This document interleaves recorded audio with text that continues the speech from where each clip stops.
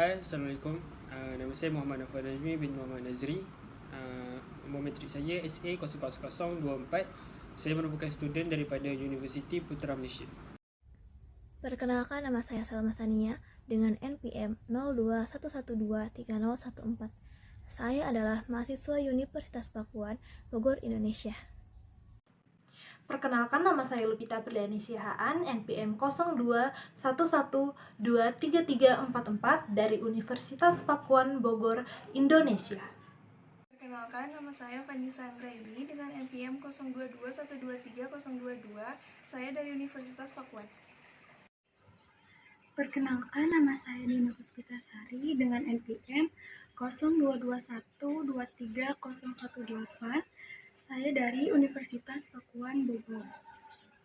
Saya Nazar Syaulia, NPM 0441233006 dari Universitas Pakuan.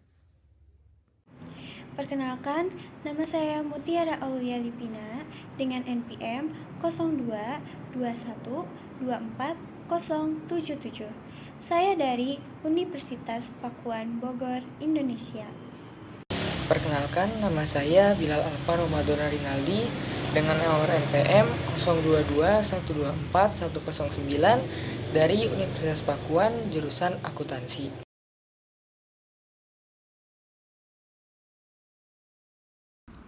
Tofu is a soybean-based food that is rich in protein, has a soft texture and a neutral taste, making it suitable for a variety of dishes. Tofu comes in different variants, such as white tofu, yellow tofu, silken tofu, and fried tofu. Besides being delicious, tofu also offers numerous health benefits, including promoting heart health, regulating cholesterol levels, and serving as an excellent plant-based protein source for vegetarians and vegans. Mr. Sudin is a dedicated tofu producer committed to deliver high-quality tofu made from the finest ingredients. With proven experience, he ensures that each piece of tofu has a soft texture, a naturally savory taste, and a nutritional content that benefits health. The tofu producer is located in Kampung Cimada Hilir, Lembah Dulur Village, Sharingin District, Bogor Regency, Indonesia. Bisnis model kanvas UMKM produsen tahu. Yang pertama ada K Partners, yaitu mitra distribusi seperti toko lokal atau pengecer, dan platform e-commerce atau aplikasi pengantaran makanan seperti Shopee Food dan GoFood. Yang kedua ada K Activities, seperti produksi dan pengolahan tahu, pengemasan dan penyimpanan, promosi dan pemasaran produk. Yang ketiga ada K Research, yaitu bahan baku utamanya kedelai berkualitas, tenaga kerja terampil, modal usaha, jaringan distribusi, dan peralatan produksi tahu. Yang keempat yaitu Value Proposition, produk tahu berkualitas tinggi, sehat dan alami, harga terjangkau, tanpa bahan pengawet dan bahan kimia berbahaya, dan tersedia varian tahu yang berbeda. Yang kelima yaitu Customer Relationship, memberikan pelayanan pelanggan yang ramah dan responsif, dan menyediakan sampel secara gratis untuk acara-acara tertentu untuk menarik pelanggan baru.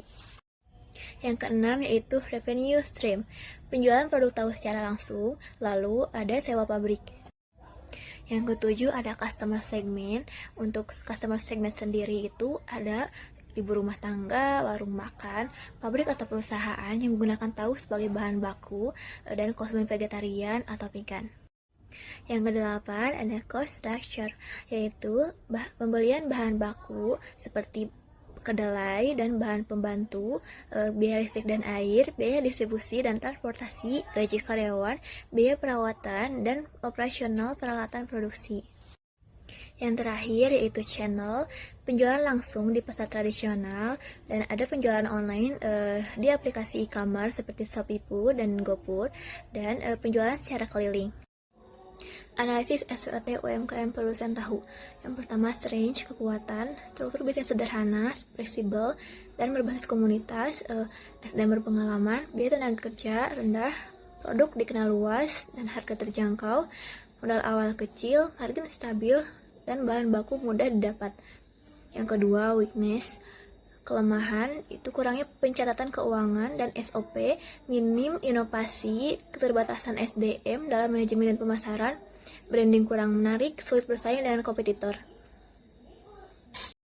Yang ketiga ada opportunities, yaitu peluang, dukungan pemerintah dan kemitraan dengan bisnis sehat, pelatihan tenaga kerja, dan kolaborasi inovasi produk, pemasaran digital dan kemasan produk modern, potensi investasi, hibah, CSR, dan teknologi produksi baru, dan peluang ekspor. Yang keempat, threats, ancaman, yaitu persaingan dengan produsen besar, perubahan tren konsumsi, regulasi pangan semakin ketat, kesulitan tenaga kerja, kompetitor dengan strategi branding lebih kuat, fluktuasi harga kedelai dan daya beli konsumen yang tidak stabil.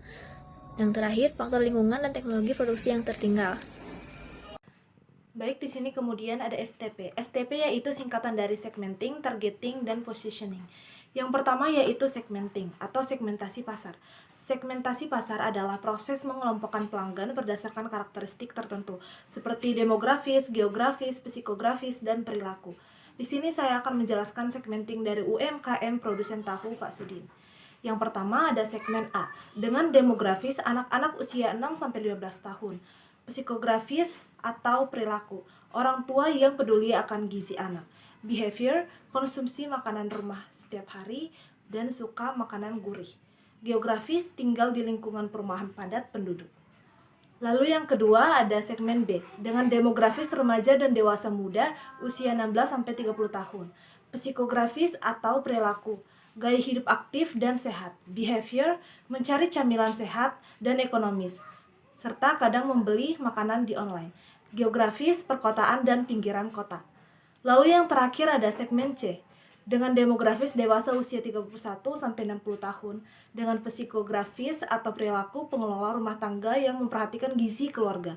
Behavior, membeli rutin untuk kebutuhan masak sehari-hari. Geografis, kawasan pasar tradisional atau komplek perkotaan. Lalu kemudian di sini ada targeting atau menentukan pasar. Setelah pasar dibagi ke dalam segmen-segmen, langkah berikutnya adalah memilih segmen yang paling sesuai dengan bisnis.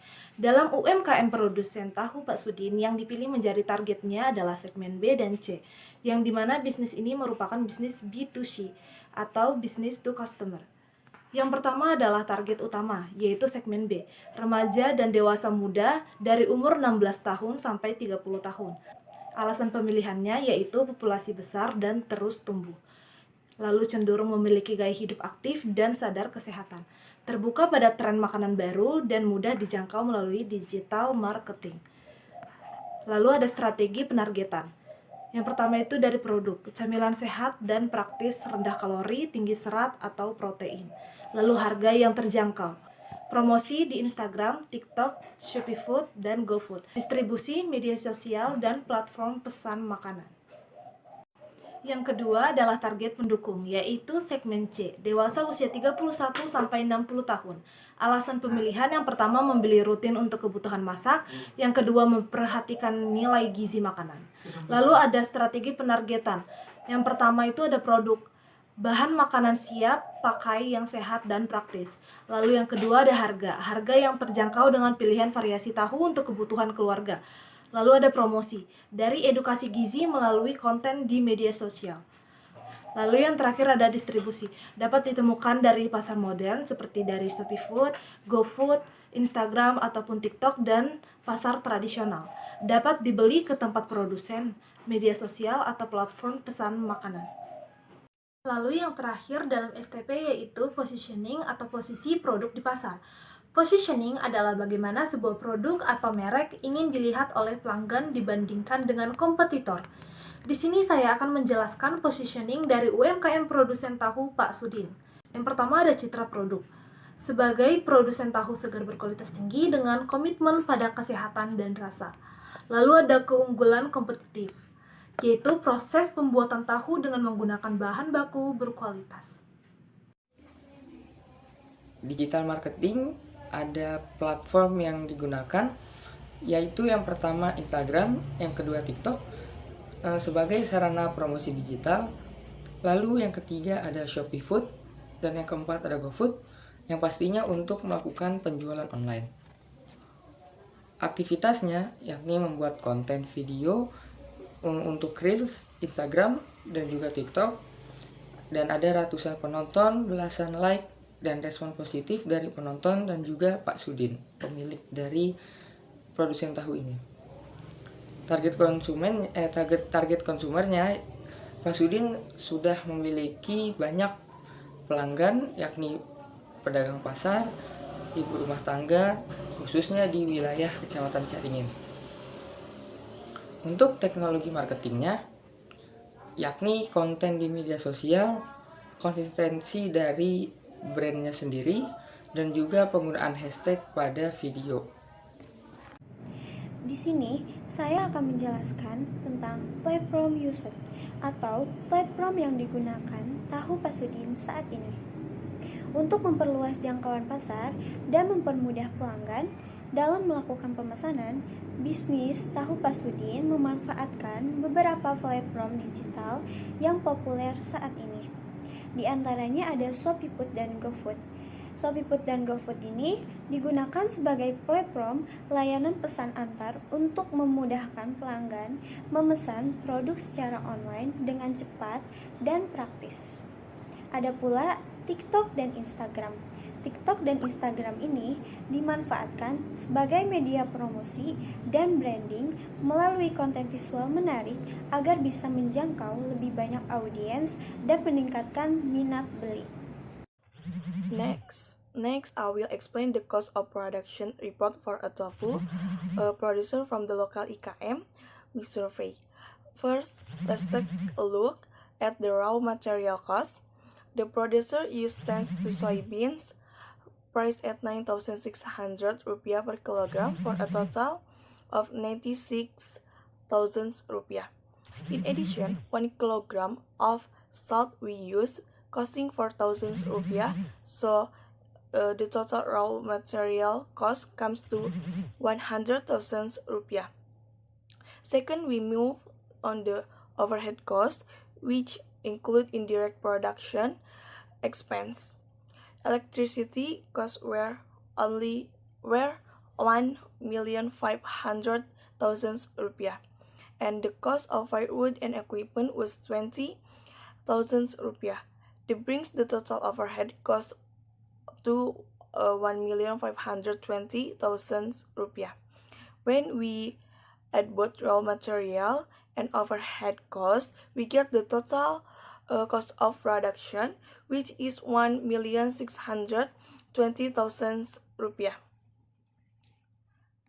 Now let's calculate the unit cost HPP. The tofu is produced in blocks, not by kilograms. According to the report, the HPP per block is 64,800 rupiah, and the selling price per block is 70,000 rupiah.